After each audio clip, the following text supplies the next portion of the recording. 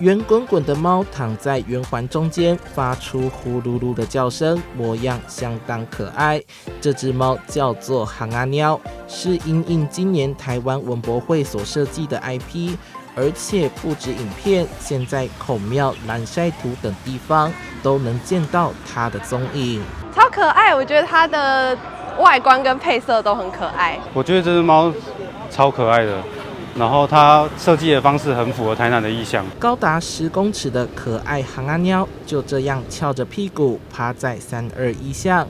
这里是台南所策展的雷森地展区，里面除了看台南的历史，从这只猫身上也能看到。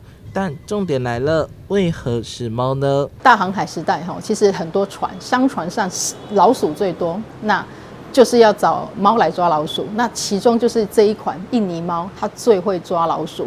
那它的特色是什么？其实它现在在台湾是比较稀有的特殊种，所以大家都会觉得说，猫本身也是一种如果看到这样的所谓的麒麟尾猫它的特别就是说，它的尾巴是短的，可能是圆的。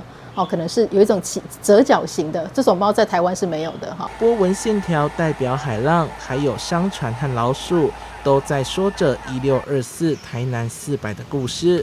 这只猫已经成为台南文化的代表，文化局也开发提袋等文青商品。